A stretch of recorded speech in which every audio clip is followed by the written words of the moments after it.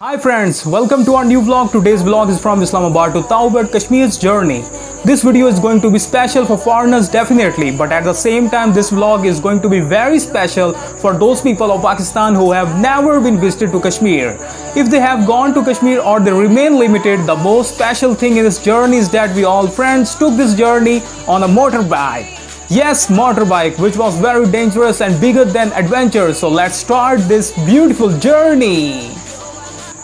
Map के मुताबिक हमें इस्लामाबाद से ताऊबड़ जाना है, जो कि 10 घंटे 45 मिनट 334 किलोमीटर का सफ़र है। डिटेल्स के मुताबिक इस्लामाबाद से मरी, मरी से कोहाला, कोहाला से मुजफ्फराबाद, मुजफ्फराबाद से घोरी, फिर बत्तिका, बलगरान, तीतवाला से होता हुआ अठमुकाम, फिर अठमुकाम से दुआरियाँ, दुआरियाँ से शारदा, शारदा से केल और केल से ताऊबड़ जाना है। इसके अलावा हमें रत्ती गली भी जाना है जिसका रास्ता दवारियाँ से निकलता है, और अरण केल भी जाना है जिसका रास्ता केल से निकलता है। इस्लामाबाद से मुजफ्फराबाद 125 किलोमीटर का सफ़र तय करने के बाद रात मुजफ्फराबाद में ही गुजारी। अगले रोज़ सुबह सवेरे बारिश में मोटर बाइक्स पर हम दोस्त अठमुकाम के लिए रवाना हुए, जो कि हमने 2.5 घंटे में 83 किलोमीटर का सफ़र तय किया। और पहला स्टॉप अठमुकाम के इस पॉइंट पे किया जहां मेरे दोस्तों की एक्साइटमेंट आपके सामने है। कोह ज़िंदगी में ये लोग पहली दफ़ा आए कश्मीर मेरे साथ।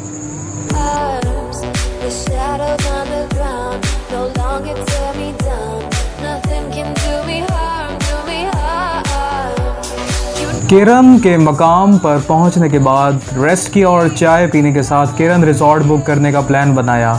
यहां केरन में होटल रूम बुक करने पर मोटर बाइक्स और सामान रखने के बाद हम लोग फ्रेश होने लगे। ये बहुत ही खूबसूरत जगह थी। पंजाब की मुख्तलिफ फैमिलीज़ यहाँ आई हुई थी जिनके साथ हमने म्यूज़िक और बारबेक्यू का मज़ा लिया, और फिर रत्ती गली लेक के लिए तैयार होना शुरू हो गए। दुआरियाँ के मकाम पर पहुँचने पर हमने गाड़ी चेंज की और 12,000 रुपये में जीप बुक की रत्ती गली लेक के लिए। रत्ती गली झील एक एल्पाइन ग्लेशियर झील है जो वादी नीलम केरन के पहाड़ों से 12,130 फीट की ऊंचाई और 21 किलोमीटर मुसाफत पर वाक़या है। इस झील के पहाड़ों के आसपास ग्लेशियर्स ने चारों तरफ से घेरा हुआ है। करीब 1 घंटा सफ़र करने के बाद जीप एक पॉइंट पर खड़ी हुई। वहाँ से बुरहान और बाबर जीप की छत पर बैठ गए। अब ये किसी एडवेंचर से कम ना था। जीप पत्थरों पर चलती थी और ऐसे लगता था हमारे हाथों से मोबाइल्स उड़कर पानी में गिर जाएंगे। साथ में हमने अपने पाँव को बड़ी मुश्किल से फंसा कर रखा हुआ था और एक दूसरे को जकड़ कर बैठे थे, वरना मोबाइल से पहले हम लोगों की जान ज़ाया हो जानी थी। रास्ते में हमने एक जीप को खाई में गिरा देखा था। ये जगह बहुत ही ख़तरनाक है, पर यह अलग बात है, हम इंजॉय कर रहे थे। यहाँ कुछ ऐसे मकामात भी आते हैं जहाँ अल्लाह अल्लाह करके गुज़रना पड़ता है। आप गूगल मैप्स पे रास्ता नहीं सर्च कर सकते। यहाँ से अंदाज़ा लगा लें कि ये जगह किस कदर ख़तरनाक है।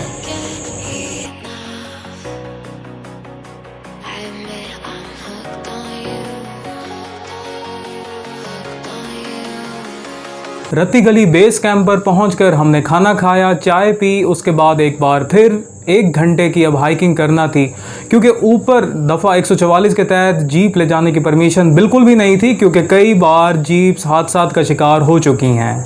हाइकिंग शुरू करने के बाद एक बार फिर सफ़र का आगाज़ किया। बहुत ज़्यादा मज़ा आने लगा हाइकिंग का।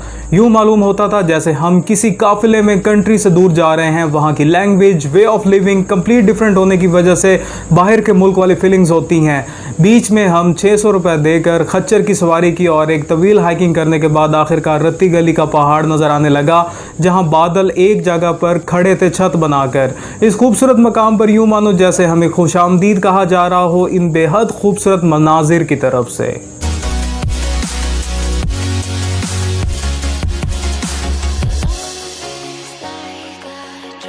रत्ती गली पहुंचने पर हम किस कदर खुश थे, इन्हें एक्सप्लेन करने के लिए हमारे पास अल्फाज कम बढ़ जाने थे। लिहाजा वीडियो बनाकर बताने की कोशिश कर रहे हैं कि हम न सिर्फ खुश थे बल्कि इस एडवेंचरस जर्नी को शरारतीपन में इंजॉय कर रहे हैं अपने साथियों के साथ मिलकर कुछ इस अंदाज से।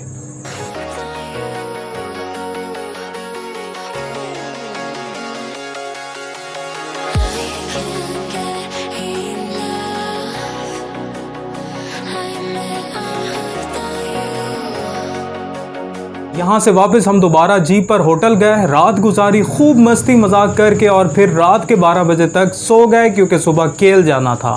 अगले रोज़ केल पहुंचने पर हम सब ने अल्लाह का शुक्र अदा किया, जो कि सफ़र तो महज 56 किलोमीटर का ही था। मगर जो लोग टूरिज़्म पहाड़ी इलाके में कर चुके हैं उन्हें पता होगा कि पहाड़ का 1 किलोमीटर का सफ़र भी कितना लंबा हो जाता है। यही वजह है हमने ये सफ़र 5.47 घंटे में तय किया, मतलब 5.5 पौने 6 घंटे में तय किया। केल पहुंचने के बाद हम सब कुदरती मनाजिर देखकर बहुत खुश हुए और एक पॉइंट पर आ गए जहां से अड़ंगकेल जाने का रास्ता है। अड़ंगकेल बहुत ही खूबसूरत गांव है कश्मीर का, जिसे देखकर अपनी आंखों पर यकीन नहीं आता, इस कदर खूबसूरत मंजर पेश करता है ये गांव। इस पॉइंट पे हमने फोटोग्राफी की, खूब हंसी मजाक करते हुए चलती चेयर लिफ्ट को नीचे से देख रहे थे, जिसकी बुलंदी 8,379 फीट की है, मानो जैसे हेलीकॉप्टर उड़ रहा हो। देखने से खौफ आता था और इसका नतीजा ये निकला, हमारे दोस्तों में से नवाज़ ने जाने से इनकार कर दिया। हालांकि वो पाक आर्मी से ताल्लुक़ रखता है, जो इतनी सख्त ट्रेनिंग करके पाकिस्तान आर्मी के लिए अपॉइंट हुआ, तो आप खुद सोचें किस कदर खौफनाक ये लिफ्ट होगी। और आखिरकार ये खौफनाक लिफ्ट हमारे पास आ गई, जिस पर सवार होकर हम एक पहाड़ से दूसरे पहाड़ की जानिब उड़ कर जा रहे हैं। लिफ्ट के अंदर बैठकर खौफ आ रहा है, नीचे झांकने पर सिर्फ बादल दिखाई देते हैं और खूबसूरत ग्रीनरी, और लिफ्ट के चलने से जो खौफनाक आवाज़ पैदा होती है, यूँ मालूम होता है जैसे अगले ही लम्हे ये हादसे का शिकार हो सकती है। मतलब पीक पर एडवेंचर है ये वाला भी, लिफ्ट वाला। एयर लिफ्ट से उतरने के बाद अभी भी अड़ंगकेल के लिए हमें 40 मिनट की हाइकिंग करना थी। हालांकि मैं इस्लामाबाद वीकेंड पे हाइकिंग करने का आदी हूँ, मगर जैसे मैंने इस अड़ंगकेल वाले पहाड़ पर हाइकिंग स्टार्ट की, यूँ मालूम होता जैसे दिल बाहर आ रहा है। मगर दूसरी तरफ गर्ल्स पर नज़र डालते तो उन्होंने शूज़ उतारकर स्टिक के साथ हाइकिंग करना जारी रखा हुआ था। गर्ल्स को देखकर मेरे फ्रेंड्स हिम्मत जुटाकर हाइकिंग करते रहे, पर आखिरकार उनकी हिम्मत टूट गई। उन्होंने मज़ीद ऊपर आने से इनकार कर दिया और मुझे अकेले ही अड़ंगकेल गांव ऊपर आना पड़ा। अड़ंगकेल गांव पहुंचने पर मुझे अंदाज़ा हुआ कश्मीर को जन्नत क्यों कहा जाता है।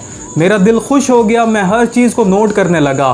फार्मिंग और एग्रीकल्चर मशीनरी देखकर हैरान होकर सोचने लगा, इतने खूबसूरत और बुलंद सतह पर गांव में फार्मिंग का होना किसी मैजिक से कम नहीं।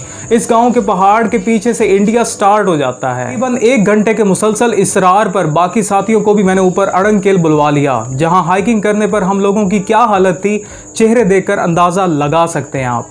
Adankel is a village and tourist spot in Neelam Valley. It is located on the hilltop near Kale at the altitude of 8,379 feet. The village is accessible by a 2 kilometers trek from Kale. Beyond this mountain, the next mountain is a part of Indian occupied Kashmir. It's one of the most beautiful locations in the Neelam Valley. अड़ंगकेल में बाकी दोस्तों के साथ मिलकर enjoy किया। कुदरती मनाजिर से इस कदर हम लुत्फ़अंदोज़ हुए कि सब ने यहाँ रात गुजारने का प्लान बना लिया। मगर मोटर बाइक्स की फ़िक्र थी, जिनका ख्याल रखते रखते नवाज़ भाई थक चुके थे, लिहाजा उन्होंने कॉल्स करना शुरू की।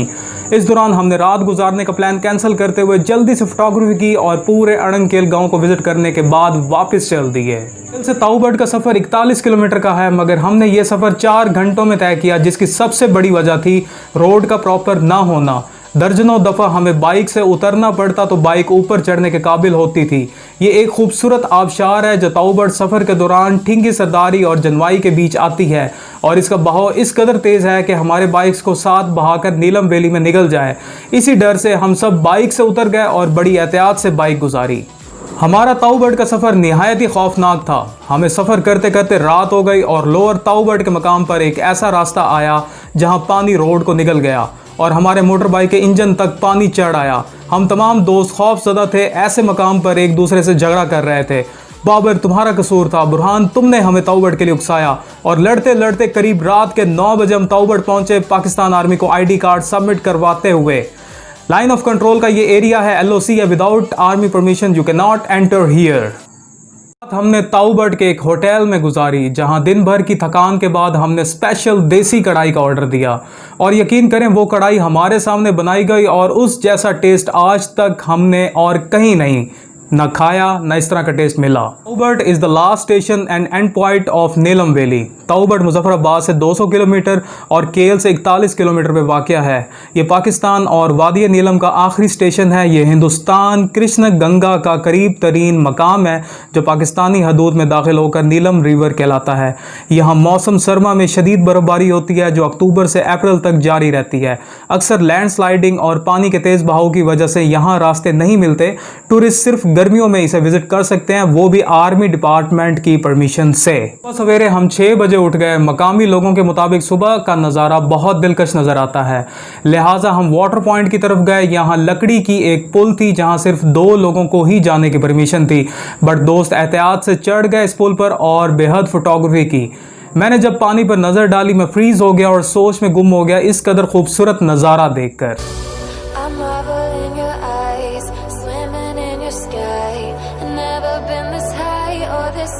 मोटर बाइक्स अब रेडी थी ताऊबड़ से निकलने के लिए, और ये जो पुल आपको नज़र आ रही है बेसिकली यहाँ पे ट्राउट फिश को अपनी आंखों से देखा जा सकता था क्लियरली।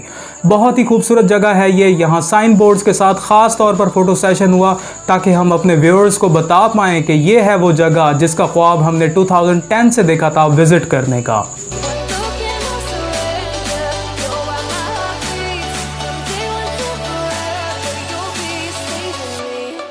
और इस मकाम पर अपने मोटर बाइक्स के साथ हम खड़े हैं एक निहायत ही खूबसूरत जगह का सिनेमैटिक व्यू और फिल्मिंग बनवाने के बाद हमने फिर वापस केल का सफ़र शुरू करना था।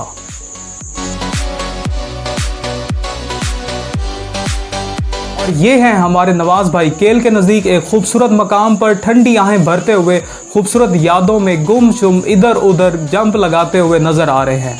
ये थी हमारी इस्लामाबाद से ताऊबड़ की जर्नी। कमेंट्स में ज़रूर बताइएगा कि आपको वीडियो का कौन सा पार्ट पसंद आया। आपको अगर मौका मिले तो किस जगह को विज़िट करना चाहेंगे। वीडियो को सब्सक्राइब और शेयर करना मत भूलिएगा। तब तक के लिए अल्लाह हाफिज़, फ़ी अमानिल्लाह।